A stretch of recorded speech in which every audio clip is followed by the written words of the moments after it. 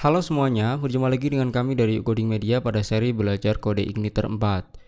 Pada seri ini, untuk tahap pertama kita belajar CRUD data ya, atau Create, Read, Update, and Delete dengan menggunakan Query Builder dan Bootstrap. Kita belum menggunakan modeling data, kemudian form validation, kemudian pagination dan sebagainya, itu akan ada di tahap selanjutnya. Oke, untuk CRUD data query builder, kita sudah bikin tampil data, kemudian tambah data, kemudian edit data. Sekarang kita mau bikin bagian hapus data. Nah, di sini juga belum ada linknya, baru ada button. Oh iya teman-teman, sebelum kita ke situ, di bagian routes kita, kemarin kan kita menggunakan any semua ya. Semisal di sini kita bisa ganti juga menggunakan yang lain nih, sesuai dengan dokumentasi.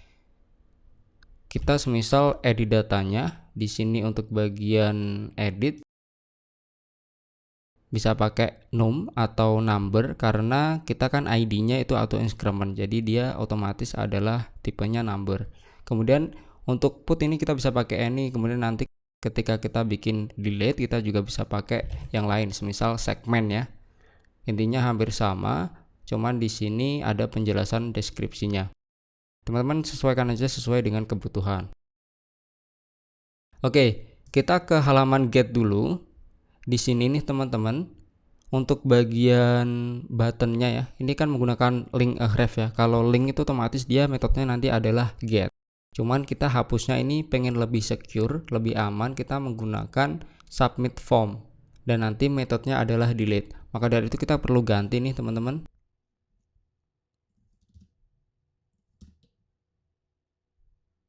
Kita ganti jadi form ya, form submit.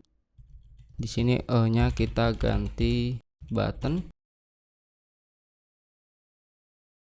Actionnya kita bisa arahkan ke gawe/id ya, cuman metodenya nanti kita kasih delete.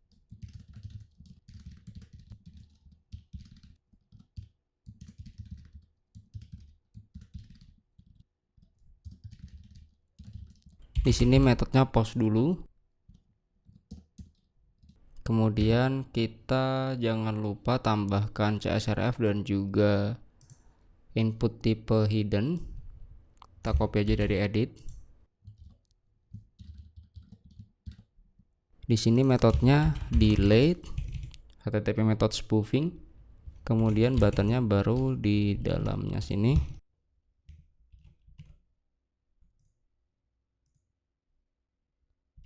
Kita kasih kelas D inline.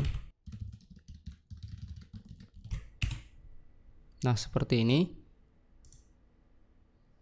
Di sini metodenya belum ada. Kita bikin baru di sini. Gawe diarahkan ke ID-nya. Misal kita pakai yang segmen, kemudian yang menghandle adalah metodenya bernama destroy. Kalau dia ada seperti ini, berarti di sini kita tampung menggunakan variabel pertama. Dan di sini metodenya bukan put tetapi delete ya, karena tadi sudah kita kasih input hidden delete. Coba seperti ini. Kemudian di bagian controller gawe kita bikin function baru.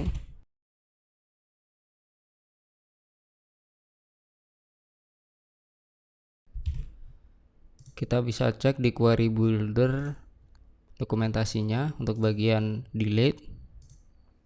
Nah, dia menggunakan where kemudian delete, berarti hampir sama dengan edit ya, proses edit. Kita bisa copy aja dari sini.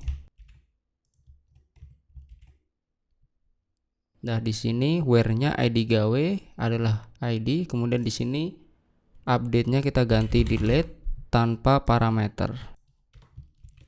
Kemudian kita redirect ke gawe, sukses, data berhasil dihapus. Oke, seperti ini kita coba ya. Yang nomor 7. Nah, di sini terhapus, data berhasil dihapus, datanya jadi 6. Kita juga bisa pakai alert confirmation ya. Kita tambahkan yang default dulu. Nanti kita pakai modal ya di tutorial selanjutnya.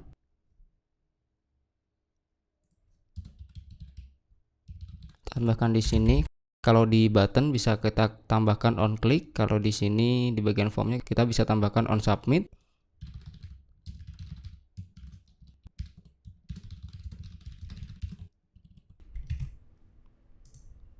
Kita coba lagi. Nah, di sini ya, cancel, nggak melakukan apa-apa. Kalau dia oke,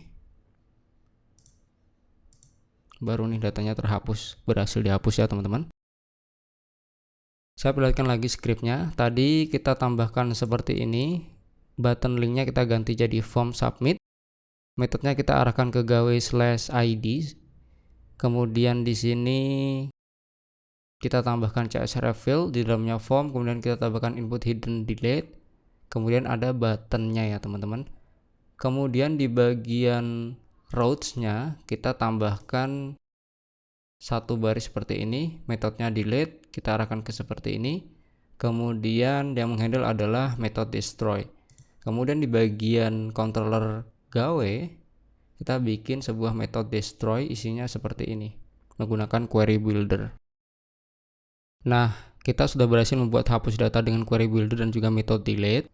Dan saya mau kasih info tambahan nih, misal teman-teman sudah bikin banyak routes seperti ini ya, kita bisa cek routes-nya itu di terminal. Kita bisa new terminal, kita bisa jalankan php spark routes, ada s-nya ya.